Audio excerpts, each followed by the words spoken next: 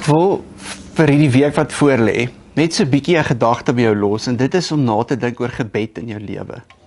Jy weet, ek dink gebed is iets wat mense in ons lewens eintlik so baie oor dink. Ons dink gebed is om te vra of om hierdie lysie te hê of ons weet daarom ons moet dalk nie vra nie, dan moet ons net eers vir die Here sê dankie as ons oë toe maak en bid.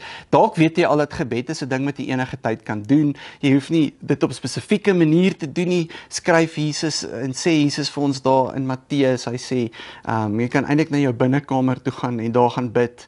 En jy kan, hoef nie groot woorde te gebruik nie en al daai dinge. Dalk weet jy dit van gebed, maar waar is gebed in jou lewe? Hoe funksioneer gebed in jou lewe? Die een ding wat ek net altyd by vasbrand is die eerste 2 woorde van die Onse Vader gebed. As Jesus vir ons sê hoe moet ons bid, dan leer hy vir ons die Onse Vader gebed. En die Onse Vader gebed begin met 2 woorde. Wat seker die mees radikaalste is vir die mense wat daai dag daar by die berg gesit en luister het na Jesus se bergprediking. Hy begin met die woorde, ons Vader. Het jy al oor gedink? Dalk gaan dit net sommer verby jou.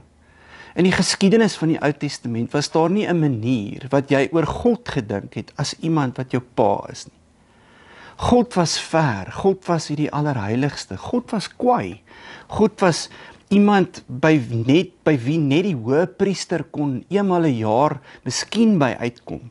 Maar jy wat arm is, jy wat maar 'n gewone, amper nie literêre tipe van Jood was, iemand wat nou nie alles geweet het en so slim was nie. Jy het net maar soort van elke dag gesukkel om deur die dag te kom en so, en God was ver, net gehoop, God beskerm ons van ander nasies wat oorlog teen ons maak, en ek hoop God gee vir my brood vandag, miskien, ek hoop dit wat ek geplant het op die lande gaan hierdie jaar opkom, ek hoop ek kan daarom 20, 25 jaar oud word. Dit was my lewe.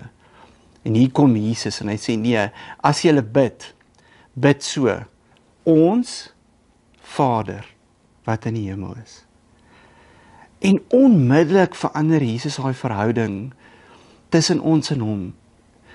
Onmiddellik verstaan ons dat hier's 'n God wat vir ons so lief het, dat hy soos 'n pa is in ons lewens. Iemand wat ons versorg, iemand op wie se skoot ons kan gaan sit, iemand wat in 'n verhouding met ons is, wat baie, baie nader is as wat dit ooit was.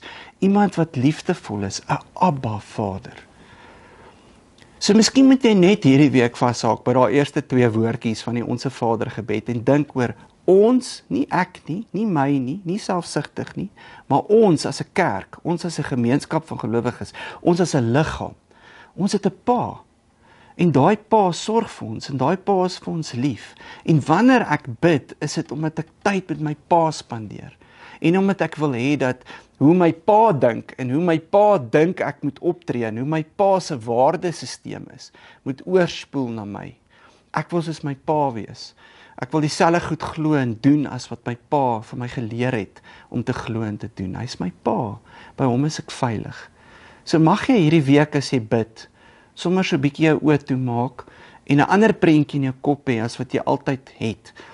Vergeet van daai lysie, vergeet van daai goed wat jy wil vra. Raak stil en sê, ek het 'n pa en ek wil hê hoe my pa se waardesisteem is, moet deel wees van my lewe.